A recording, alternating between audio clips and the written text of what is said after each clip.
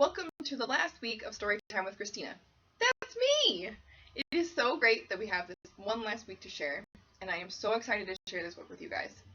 So this one is probably one of my all-time favorite books, and for me, that's kind of a big deal, just because of the type of book it is. So I love a post-apocalyptic world and post-apocalyptic fiction. However, I am not a big fan of zombie fiction. So I picked this book up thinking, we'll try it, we probably won't like it, and I was so very wrong. So, the book we're going to talk about today is called Rot and Ruin by Jonathan Maberry. So cover's kind of cool because it looks like this, and then you pop it open, and it's like the zombie version. So it kind of draws your eye in a little bit. But this book is about a kid named Benny Amura. He is now 15, and was like 14 when the whole zombie kind of apocalypse event happened. He's 15 now, and he's got to look for his own job. Because at 15 you lose your rations if you don't have a job. And his older brother Tom, is a zombie killer. He's like, absolutely not, I don't want to work with Tom. Tom's a coward. We don't like Tom. So he goes out and he tries to find a bunch of different jobs. Doesn't like any of them and reluctantly agrees to go with Tom. And the book is kind of their adventures as brothers out in what they call the Rot and Ruin. So the Rot and Ruin is the place where the zombies live. A lot of people have kind of started living inside like chain link fence communities. So there's like big fences to keep the zombies out in this one. So in this book, zombies are slow and don't really move around. They're attracted by noise and things like that. So I kind of like that description, but also the main reason I like this book is because of the way they talk about the zombies. So I'm going to skip right to the excerpt because it explains it better than I ever could. So we're going to change things up a little bit this week and skip right to the excerpt. So this is when Tom and Benny are out in the Rotten Ruin for the very first time, and they're having a conversation. And Tom held out the field glasses. Take a look at the two dead people down there. Tell me what you see. So we're back to business now. Benny gave him a look. You're deeply weird, man. Just look. Benny sighed and grabbed the binoculars out of Tom's hand, put them to his eyes, stared, sighed. Yep, two zombs. Same two zombs. Zombs are zombies for short. Be specific. Okay, two zombs. One man, one woman, standing in the same place as before. Big yawn. Tom said, those dead people. What about them? They used to be somebody's family, said Tom quietly. The male looks old enough to have been someone's granddad. He had a family, friends, a name. He was somebody. Then he lowered the glasses and started to speak. No, said Tom. Keep looking. Look at the woman. She was what? 18 years old when she died? Might have been pretty. Those rags she was wearing might have been a waitress's uniform once. She could have worked at a diner right next to Aunt Kathy. She had people at home who loved her. Come on, man, don't. People who worried when she was late getting home. People who wanted her to grow up happy. People, a mom and a dad. Maybe brothers and sisters, grandparents. People who believed that girl had a life in front of her. That old man might be her granddad. But she's one of them, man. She's dead, Benny said defensively. Sure. Almost everyone who ever lived is dead. More than 6 billion people are dead.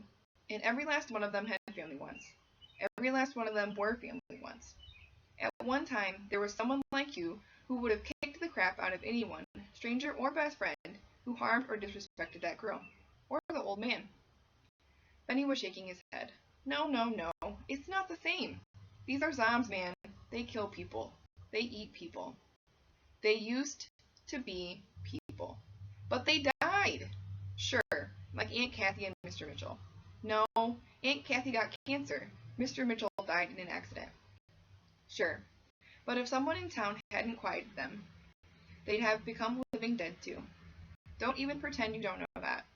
Don't pretend you haven't thought about that happening to Aunt Kathy. He nodded down the hill.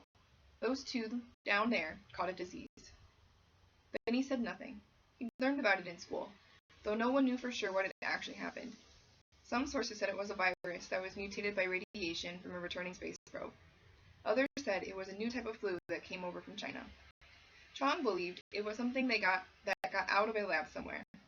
The only thing everyone agreed on was that it was a disease of some kind.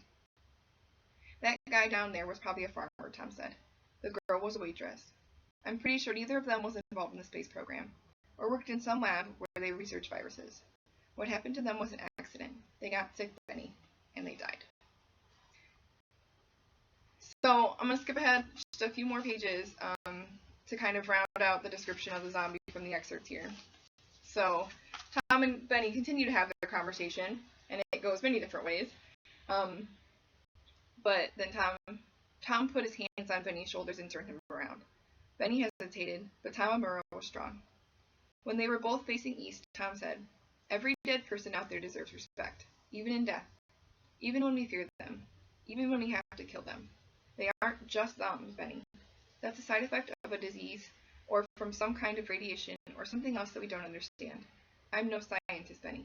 I'm a simple man doing a job."